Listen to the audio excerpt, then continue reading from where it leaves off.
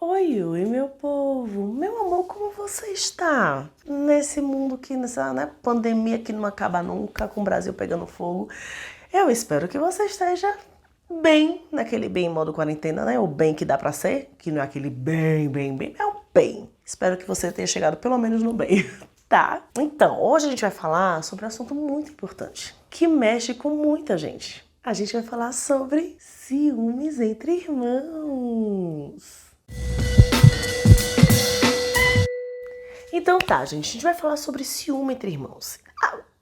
Uma informação importante é que o ciúme faz parte da relação entre irmãos. Mas sabe o que eu quero fazer? Eu quero pegar essa palavra ciúme, que muitas vezes a gente utiliza para rotular o sentimento da criança e dar uma destrinchada nessa palavra, sabe? Pra gente enxergar a coisa toda com um pouco mais de nitidez, que eu acho que fica meio turvo, fica meio embolado. A gente fala assim, isso é ciúme, pá. E a gente fala isso é ciúme e normalmente coloca nessa palavra ciúme uma responsabilidade da criança. Ah, não, tá com ciúme, né? É um negócio bobo, um negócio ruim, um negócio absurdo, né? Não quero que a gente olhe o ciúme como essa espécie de rótulo que a gente coloca no comportamento da criança. O meu convite é que a gente olhe o ciúme de uma forma mais ampla e olhe a relação entre irmãos de uma forma mais ampla. Quando a gente fala dos ciúmes, normalmente, né, que a maior parte das vezes, acho que quase 100% das vezes que eu escuto que meu filho tá com ciúme, estão falando do filho mais velho. Que é essa criança que tinha lá a vidinha dela, tudo ok, e aí recebeu um irmão, né? Chegou uma outra criança que agora ela tem que dividir os brinquedos, que agora ela tem que dividir o espaço, que agora ela tem que dividir a vida. E talvez ela nem tenha que dividir necessariamente o quarto. Talvez ela nem tenha que dividir necessariamente os brinquedos, porque eles podem ter uma diferença de idade tão grande que não tem a ver, mas tem que dividir algo que é essencial. Algo que faz a vida da gente melhor e algo que é quase um foco da nossa vida durante um bom tempo. Tem que dividir a atenção dos pais, o amor dos pais, o carinho dos pais. E esse dividir a atenção, o amor, o carinho é muito difícil. E tem uma espécie de luto, tem um período em que a criança vai sentir isso com muita força. E eu acho que nem é justo falar um período, porque eu acho que são períodos, sabe? Tem fase que tá tranquilo, tem fase que esse ciúme vem com muita força. E aí pode ser que você esteja aqui me ouvindo e pensando, mas Elisama, eu segui todas as regras que as pessoas falam pra gente seguir para os irmãos não terem ciúmes um do outro. Eu chamo pra fazer todas as coisas com o bebê. Eu tenho um tempo sozinha com o meu filho. Eu sento com ele tanto tempo por dia pra ele não sentir tanto. Eu escuto, eu realmente não entendo. Olha, se duvidar, talvez ele esteja recebendo até mais atenção agora do que eu dava antes, porque agora eu tô focada em sentar pra brincar. Essas coisinhas que a gente conta pra gente mesmo. E ele continua tendo esse comportamento e tá muito difícil. Qual que é o meu convite pra você? De olhar as coisas com um olhinho de realidade. Por mais atenção que você dê pro teu filho, pra tua filha, por mais que você fique perto, por mais que você tenha reservado ali um tempo pra deixar o bebê com o pai, com a mãe, com a outra mãe, com quem quer que seja que convive com você, com a avó. Amor, ele tá perdendo sim alguma coisa. Sim, ele tá perdendo. Porque mesmo que você esteja se esforçando para manter 80% do que era a vida dele, ele tá perdendo 20%. Existe uma perda quando chega um irmão. E pra gente é muito difícil de assumir isso. Não é porque nós somos essa geração que cresceu ouvindo irmão é amor, irmão é um presente, você nunca mais vai estar sozinho. E a gente pega essas frases, sabe? De caminhão, aquelas frases que escrevem embaixo do caminhão, a gente pega essas frases e fica largando na criança, em cima dela, todas as vezes que ela sente a perda da chegada do irmão. Porque a chegada de um filho é também um luto para nós, e a chegada do irmão é um luto para essa criança. Mas nós não queremos assumir, até porque assumir esse luto dessa criança muitas vezes me faz assumir o meu luto que eu não assumo, que eu não aceito, que eu não enxergo, sabe? Como, nossa, veio um filho, veio alegria, mas também tem o luto da mulher que eu era, da vida que eu tinha, da mãe de um, das coisas da forma que eu fazia. Nós somos educados a não olhar para a dor, né? A gente foi ensinado a isso. Não olha, não se importa, vai passar, trabalha que você não vai ter tempo de pensar nessas coisas. A gente está sempre sendo treinado a fugir do que está incomodando, sabe? E a pensar, não, pensa positivo, que é, eu já falei aqui algumas vezes, que é o novo cala a boca, né? Que é o novo deixa isso pra lá, é o pensa positivo. Não, que é isso, pelo menos, gente, eu odeio pelo menos, acho que vou fazer um vídeo só sobre pelo menos. Enfim, pelo menos ser seu filho saudável, pelo menos, então, a gente é educado a sentir, a ter que sentir somente uma coisa diante das situações. Mas a vida não é uma linha reta. A gente sente muitas coisas diante de muitas situações. Muitas camadinhas e camadinhas e camadinhas e camadinhas e camadinhas. Eu posso sentir alegria e tristeza, alegria e medo, alegria e susto. Eu posso sentir ânimo e medo, ânimo e dúvida. Gente, a gente pode sentir um monte de coisa ao mesmo tempo sobre uma mesma situação. Entende? Então, assim, você pode estar muito feliz porque você teve o seu segundo bebê, o seu terceiro bebê, o seu quinto bebê. Mas você pode também estar cheio de dúvidas, cheio de medos, cheio de angústias, cheio de frustrações e vivendo um luto. O processo de enlutar-se dentro da CNV, da comunicação não violenta, é um processo muito bonito e muito importante. Que é esse processo em que eu olho para a minha realidade, em que eu olho para as coisas que estão me acontecendo e eu enxergo que nem tudo está exatamente como eu quero. Morreu ali uma expectativa. Morreu ali uma idealização. Morreu ali a coisa que eu queria que não está acontecendo. E eu tenho o direito de enxergar todas essas pequenas mortes que acontecem no dia a dia e senti-las. E quando uma criança recebe o irmão, morre a vida do jeitinho que ela conhecia. Morre o tempo que ela tinha com o pai e com a mãe.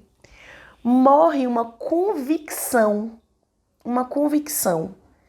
de que ela tem os pais só pra ela.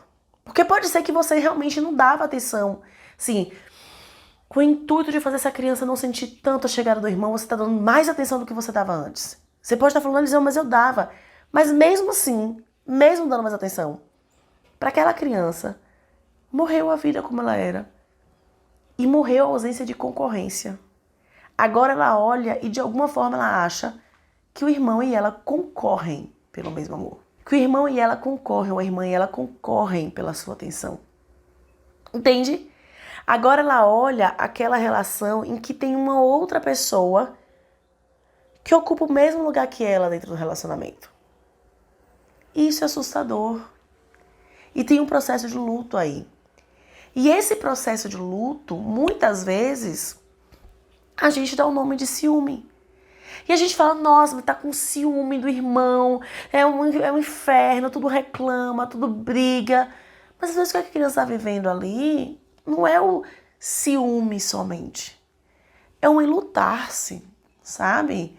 É uma tristeza e é um se despedir de uma vida que ela tinha, que ela conhecia, que era segura. Para todos nós, a previsibilidade, ela passa segurança, sabe? Saber o que vai acontecer. Familiaridade, né? Isso me é familiar, eu tenho um pouquinho de noção. A gente fica menos assustado. Não tem aquela coisa, o que vai acontecer agora? Né? A gente fica ansioso quando você não sabe, quando você não tem nenhuma noção de nada, você não tem referências. A familiaridade, ela calma. A familiaridade, ela tranquiliza. Ela te deixa respirar sem o peso. Compreende?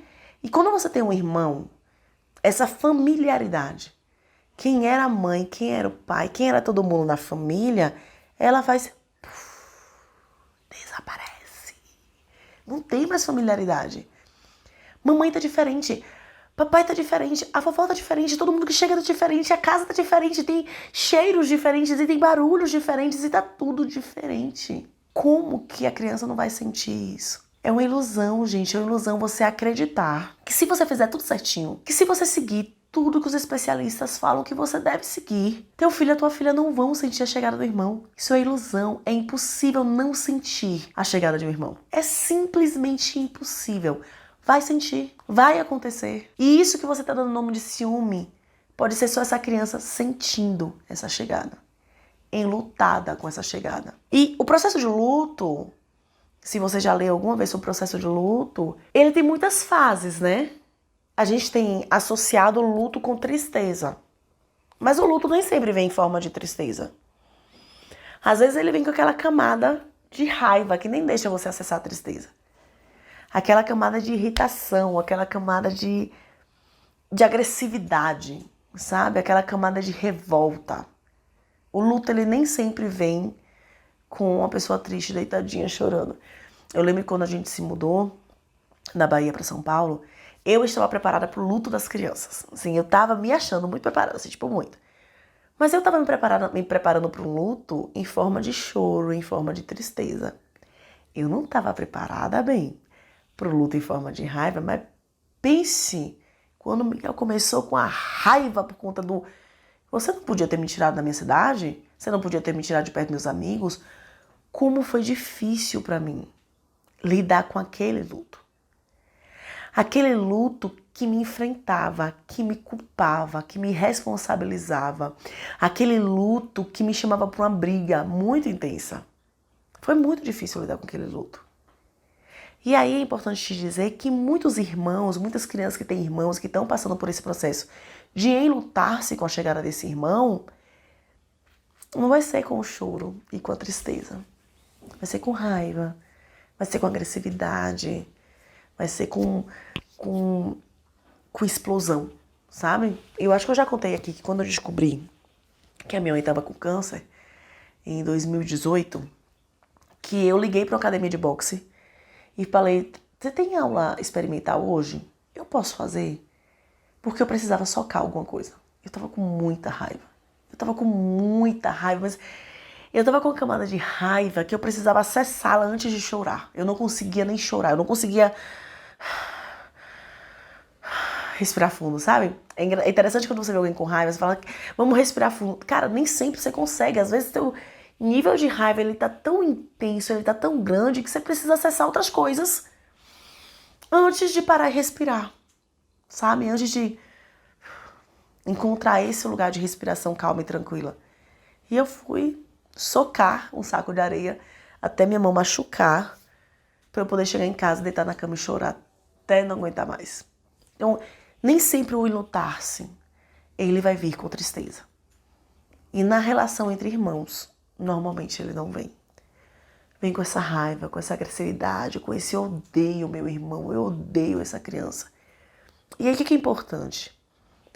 Se a gente consegue processar bem esse luto, essa criança ela vai encontrar um lugar dentro dela para essa perda. Essa perda não vai desaparecer.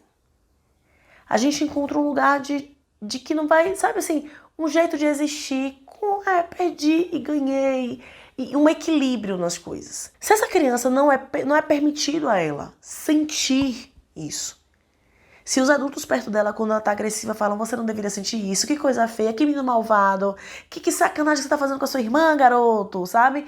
Se a gente vai lá e critica, e chama de malvado, e fala que ele tá adoecendo a mãe, que ele é mais velho, que ele já deveria aprender a ficar mais calmo, a não dar trabalho pra mãe, porque o bebê já tá dando muito trabalho. Então, se a gente tá nesse lugar com essa criança, pode ser que ela não encontre um lugar para viver esse luto dela.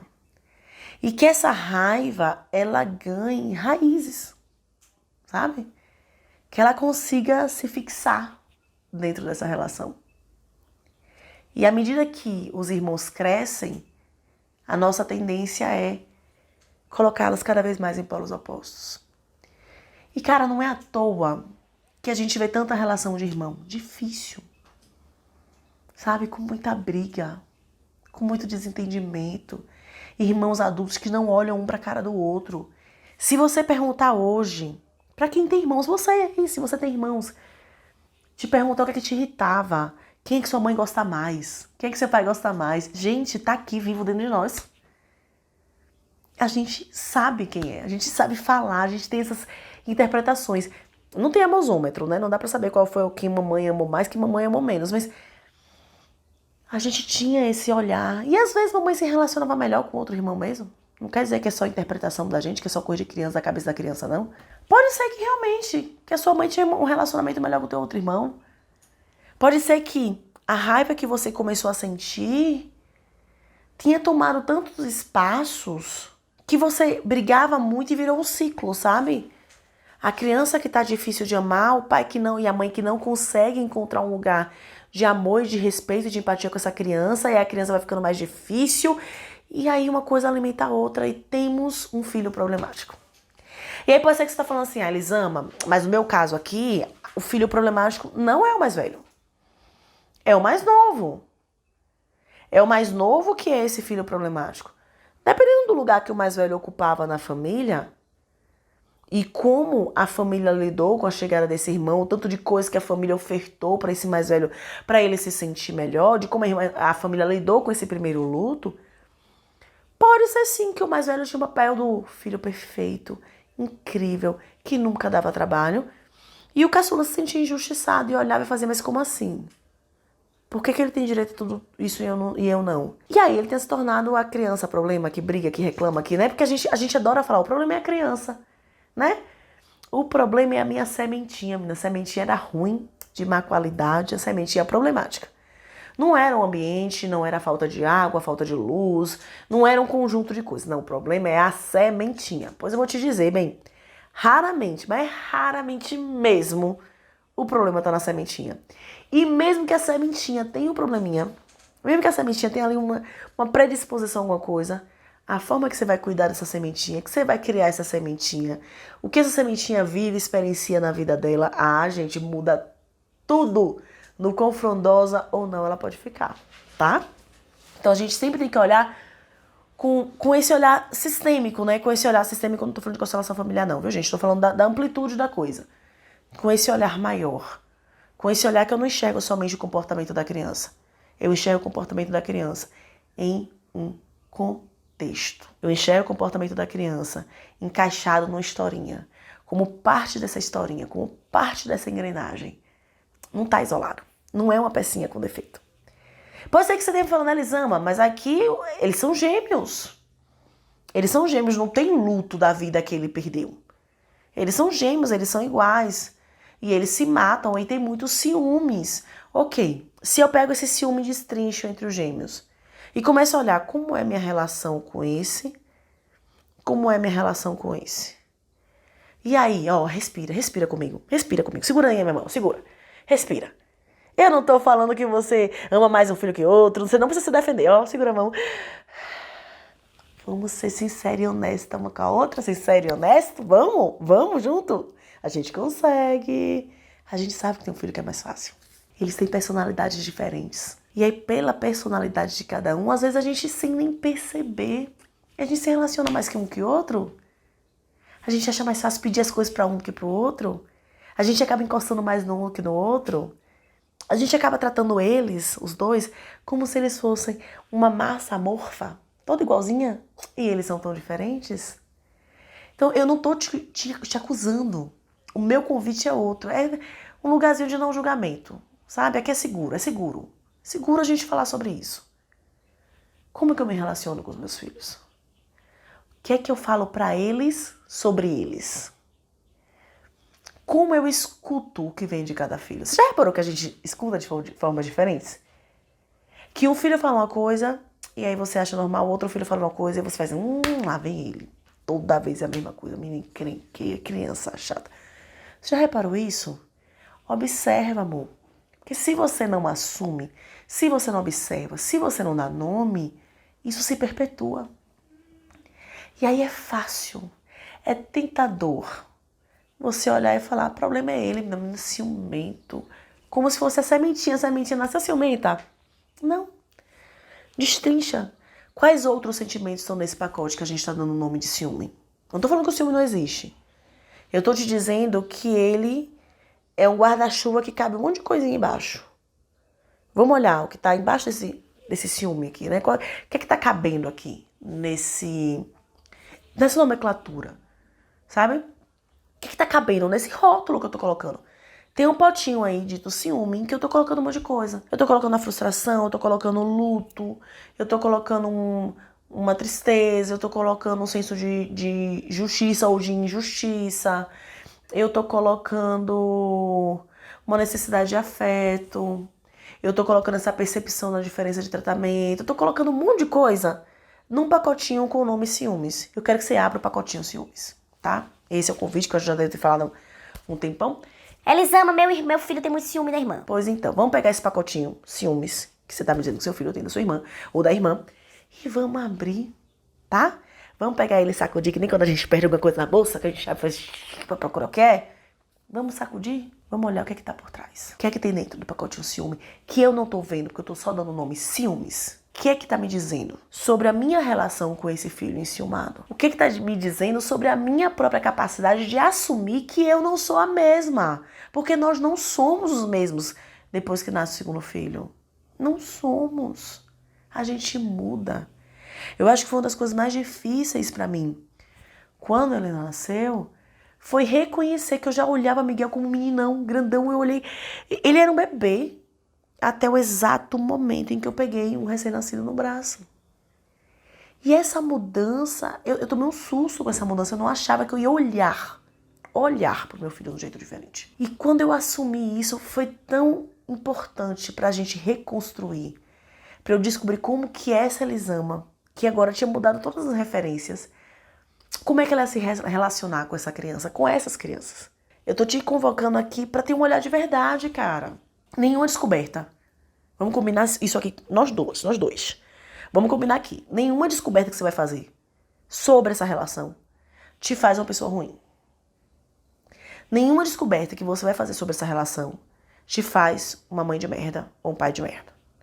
Nenhuma descoberta que você vai fazer sobre essa relação diminui o teu valor como mãe, como pai, como ser humano. Vamos tirar o valor da gente da mesa. Ele tá aqui garantido. Nós somos muito legais. Dentre várias outras coisas. Se a gente tira esse peso do, ai meu Deus, não, mas boas mães e bons pais não sentem isso. Se a gente tira isso aqui e olha com verdade, o que é que eu tô sentindo? O que é que eu tô vivendo? O que é que eu tô experimentando? O que é que eu descubro sobre essa relação?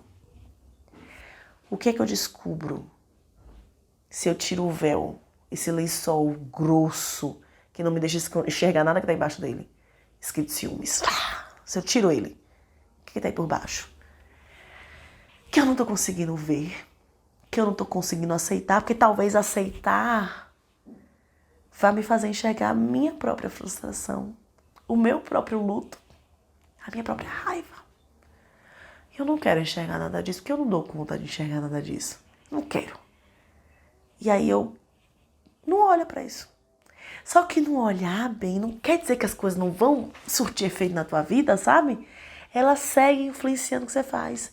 Você olhando ou você não olhando. O que muda se você olhar? O que você descobre sobre você e sobre suas possibilidades, sobre o que pode ser feito? Talvez que você tá precisando chorar o seu luto também. Que aí fica mais fácil aceitar a criança chorar o luto dela. Entendeu? Não sei se eu consegui te dar um vídeo assim, explicando sobre o ciúme de irmãos. Creio que não foi da forma que você gostaria, né? A galera gosta do faça assim, faça assado e faça aquilo outro. Mas não era o que eu queria trazer aqui. Eu queria te convocar para um negócio diferente, mais profundo, mais amoroso, mais respeitoso com você e com a criança. Entendeu? É isso! Muito obrigada por estar aqui, meu amor. Muito obrigada pela sua companhia. Se você tá vendo esse vídeo no YouTube, ativa o sininho, segue o canal. Se você tá vendo nos seus stories ou no seu Instagram, compartilha nos seus stories. Envia pra galera que você sabe, ó, que pode curtir, acabou de ter outro filho, que tá com problema de ciúme. Envia aí pra gente conversar. Se tá no Facebook, compartilha. Porque, bem, mensagem de amor e de empatia a gente espalha, tá bom? Beijo e até o próximo vídeo.